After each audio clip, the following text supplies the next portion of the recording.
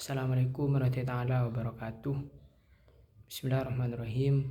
Pertama-tama yang saya hormati Bapak Rektor Universitas Islam Zainul Hasan Genggong, Bapak Dr. Abdul Aziz Wahab MAG, dan yang saya hormati seluruh jajaran staf, guru atau dosen Universitas Islam Zainul Hasan Genggong, khususnya Bapak Farih Purwanto sebagai dosen pengampu saya dalam mata kuliah model penilaian kelas. Baik, perkenalkan, nama saya Agil Ubabun Nafis, Fakultas Tarbiyah Pendidikan, Prodi Pendidikan Agama Islam, semester 5 kelas A. Di sini saya akan menjelaskan tentang model penilaian kelas berupa portofolio untuk memenuhi tugas ujian akhir semester saya mata kuliah model penilaian kelas. Saya di sini dari kelompok 8 terdiri dari 3 peserta. Yang pertama itu saya Agil Ubabun Nafis, yang kedua itu teman saya Dalilatul Fariqoh, yang ketiga itu teman saya Alvina Muslati. Baik, langsung saja menuju pembahasan. Di sini ada beberapa rumusan masalah. Yang pertama itu bagaimana pengertian penilaian portofolio. Yang kedua itu apa saja tujuan dan fungsi penilaian portofolio. Dan yang ketiga itu, yang terakhir itu apa saja prinsip-prinsip model penilaian portofolio. Tujuan masalahnya itu ada 3. Yang pertama itu mengetahui pengertian penilaian portofolio. Yang kedua itu mengetahui tujuan dan fungsi penilaian portofolio. Dan yang ketiga, yang terakhir sekaligus itu mengetahui prinsip-prinsip model penilaian portofolio. Oke, langsung saja menuju ke bab yang kedua, yaitu pembahasan. Yaitu yang pertama, pengertian penilaian portofolio. Pengertian portofolio secara etimologi itu secara bahasa itu berasal dari 2 kata, yaitu port, singkatan dari report, yang kedua itu folio, yang berarti laporan. Yang secara terminologi, secara istilah, portofolio adalah kumpulan karya siswa yang disusun secara sistematis. Yang sistematis sudah tersistem gitu, tidak ngawur, tidak ngacak, secara berurutan gitu, dan terorganisir sebagai hasil dari usaha pembelajaran yang telah dilakukan dalam waktu kurun tertentu. Melalui hasil karya tersebut, guru dapat melihat perkembangan kemampuan siswa baik dalam aspek pengetahuan atau kognitif, atau dengan sikap afektif maupun keterampilan psikomotorik. Nah, jadi portofolio itu melakukan penilaian untuk mengukur sebagai tolak ukur siswa dari aspek pengetahuan kognitif. Yang kedua itu dari aspek sikap atau afektif maupun keterampilan, yaitu psikomotorik. Sebagai bahan penilaian, hasil karya yang dihasilkan bisa hasil karya yang dikerjakan di dalam kelas atau bisa juga dikerjakan di luar kelas itu. Jadi penilaian ini tidak hanya berupa di dalam kelas, tapi di luar kelas juga bisa.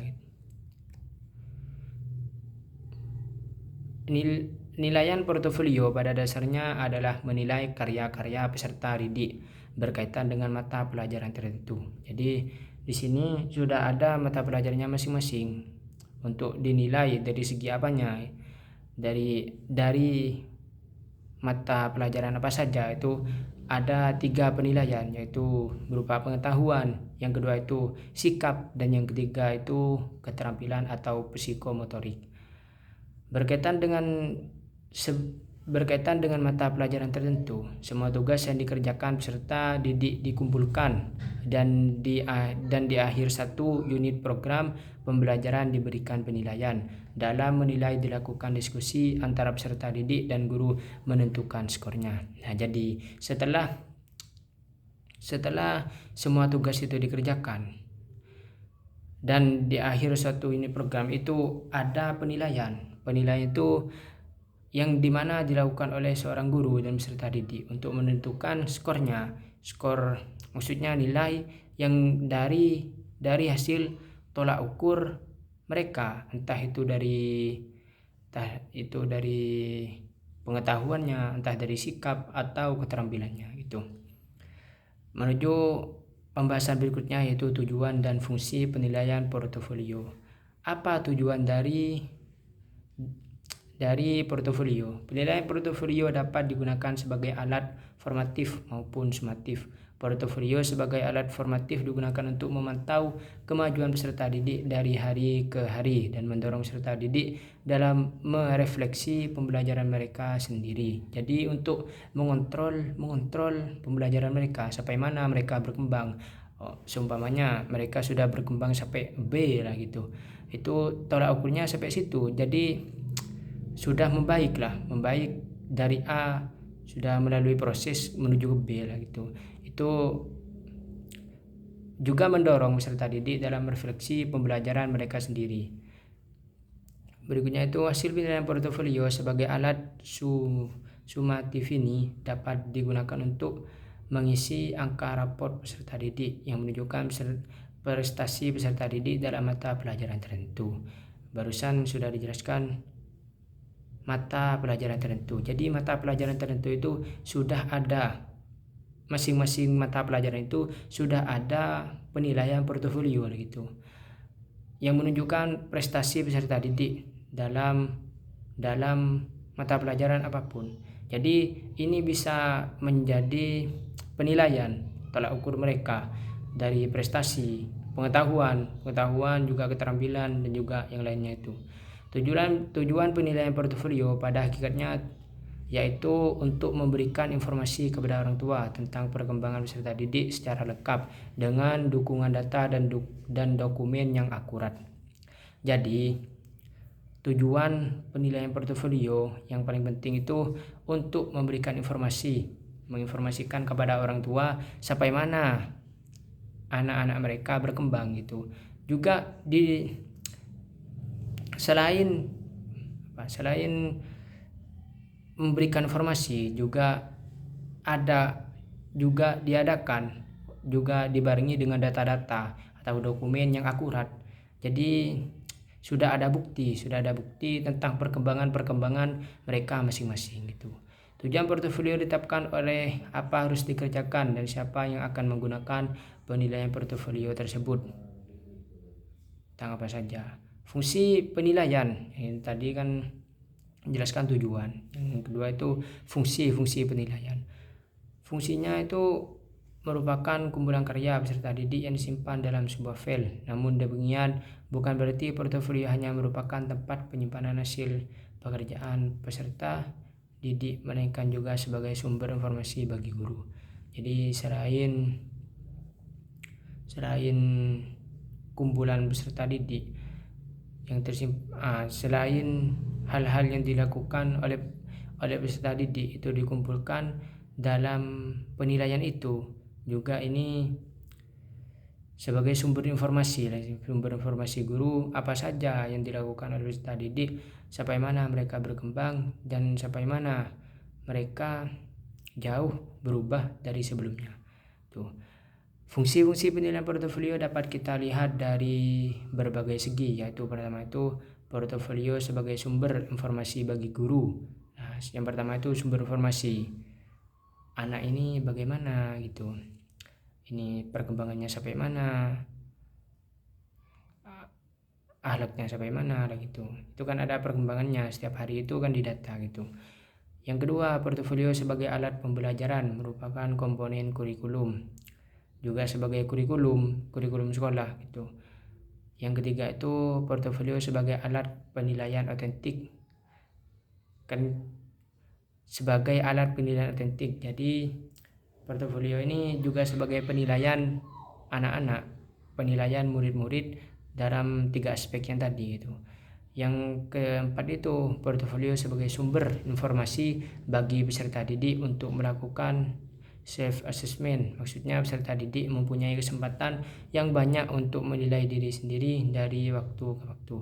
Jadi untuk menilai mereka sendiri itu sebagai acuan lah atau cerminan lah bagi mereka. Oh, saya masih belum berubah dalam hal ini. Oh, saya masih belum berubah dalam hal ini. Oh, saya masih kurang dalam ini.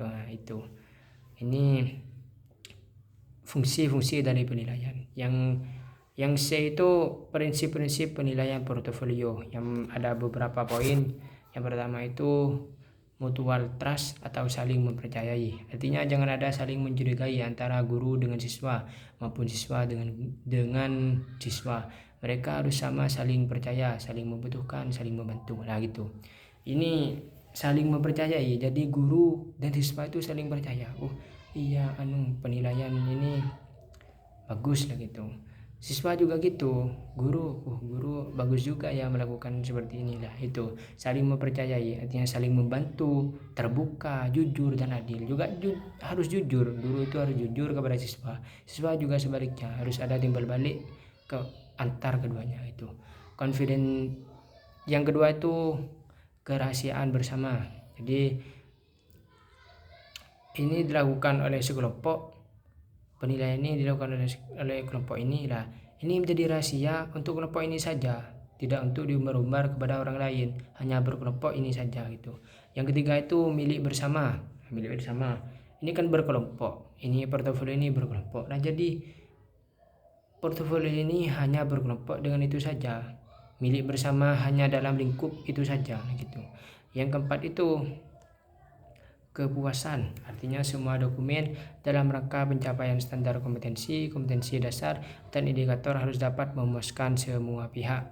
Jadi tidak ada yang kecewa dalam penilaian hal ini, baik dari guru maupun murid itu tidak ada yang kecewa karena sudah ada kepuasan dari penilaian portofolio ini. Dan yang terakhir itu kesesuaian, artinya dokumen yang ada harus sesuai dengan kompetensi yang diharapkan. Jadi dalam penilaian itu harus sesuai dengan realita yang ada, tidak kacau. Seumpamanya murid si A itu sudah melakukan perubahan sampai tahap C. Nah, itu di dalam penilaian portofolio itu sampai situ dah gitu. Tidak boleh lebih dan tidak boleh kurang. Itu kesesuaian, harus sesuai dengan penilaian yang ada gitu. Mungkin cukup sekian dari saya sebagai kelompok 5 Aki Robobu Nafis. Kurang lebihnya mohon maaf. Assalamualaikum warahmatullahi wabarakatuh.